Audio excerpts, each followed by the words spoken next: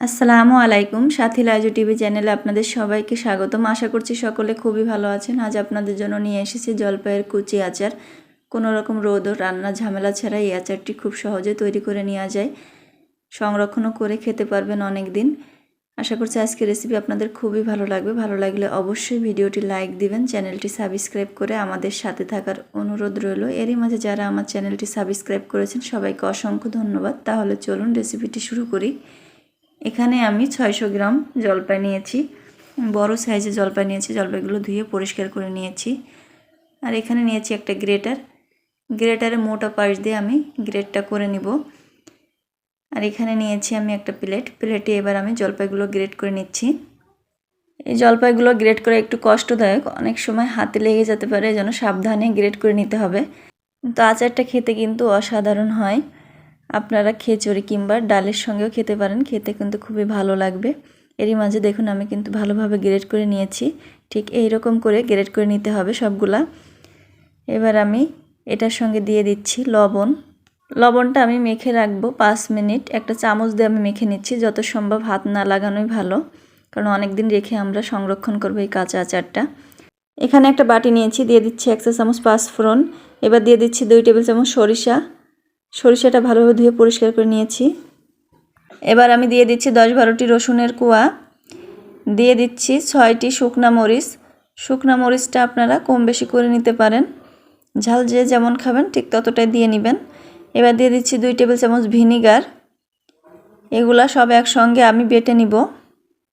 এখানে একটা বাটি নিয়েছি, বাটিতে একটা সুতি কাপড় বিছিয়ে দিচ্ছি। এবার আমি জলপাই কুচিগুলা ঢেলে নিচ্ছি। সবগুলা জলপাই কুচি আমি ঢেলে নিলাম। এবার এই জলপাই থেকে আমি জলপাইয়ের রসটা বের করে নিব। দেখুন এইভাবে এক জায়গায় গুছিয়ে নিচ্ছি। গুছিয়ে আমি চাপ দিয়ে এটা থেকে যতটা সম্ভব জলপাইয়ের রসটা আমাদের বের করে নিতে হবে। দেখুন ঠিক এইভাবে চেপে চেপে বের করে নিতে হবে। দেখুন কতটা রস বের হয়েছে এর থেকে। এবার আমি এটা একটা বাটিতে ঢেলে নিচ্ছি। বাটিতে ঢেলে একটা চামচ দিয়ে আমি ছড়িয়ে নিচ্ছি। আচারটা হাত না লাগানোই ভালো, যত সম্ভব চামচ দিয়ে করতে হবে, না হলে কিন্তু আচারটা নষ্ট হয়ে যাবে, অনেক দিন ভালো থাকবে না। এই জন্য আমরা চামচ দিয়ে করে নিব। দেখুন এর মাঝে আমি ছড়িয়ে নিয়েছি। এবার আমি দিয়ে দিচ্ছি বাটা মশলাটা, সরিষা বাটাটা দিয়ে দিলাম। এবার আমি দিয়ে দিচ্ছি 1/4 কাপ চিনি। 1/4 কাপ বলতে 1 কাপের 4 ভাগের 1 ভাগ। দিয়ে দিচ্ছি 1/4 কাপ তেল দিয়ে এবার আমি ভালোভাবে চামচ দিয়ে এগুলো সব একসঙ্গে মিক্স করে নিব। দেখুন আমি ভালোভাবে এটা মিক্স করে নিচ্ছি। এভাবে উল্টিয়ে পাল্টিয়ে সবগুলো জলপাই একসঙ্গে মিক্স করে নিতে হবে।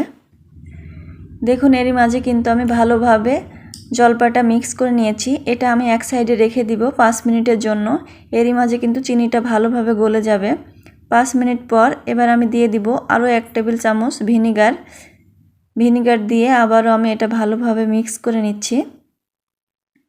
এই ভিনিগারটা দেওয়ার জন্য কিন্তু আচারটা অনেক দিন ভালো থাকবে, ফ্রিজে রেখে আমরা অনেক দিন সংরক্ষণ করে খেতে পারবো। এই জন্য অবশ্যই ভিনিগার দিতে হবে। কোনো রকম লেবুর রস দিলে কিন্তু হবে না, তাহলে কিন্তু ছত্রাক হয়ে যাবে, আচারটা ভালো থাকবে না। এই জন্য অবশ্যই ভিনিগার দিতে হবে। ভালোভাবে আমি ভিনিগারটা মিশিয়ে নিয়েছি। এবার এটা আমি একটা বয়ামে তুলে নিচ্ছি। আপনারা যদি বাইরে রেখে খেতে চান সেই ক্ষেত্রে কিন্তু প্রতিনিয়মিত এটা রোদে দিতে হবে। রোদে দিলে কিন্তু অনেক দিন ভালো থাকবে।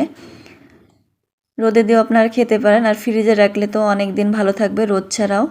আশা করছি আজকের রেসিপি অনেক ভালো লেগেছে। ভালো লাগলে অবশ্যই ভিডিওটি লাইক দিবেন, চ্যানেলটি সাবস্ক্রাইব করে আমাদের সাথে থাকার অনুরোধ রইল। সবাই ভালো থাকবেন, সুস্থ থাকবেন। পরবর্তী রেসিপির আমন্ত্রণ জানিয়ে আজকের মতো বিদায় নিচ্ছি। আল্লাহ হাফেজ।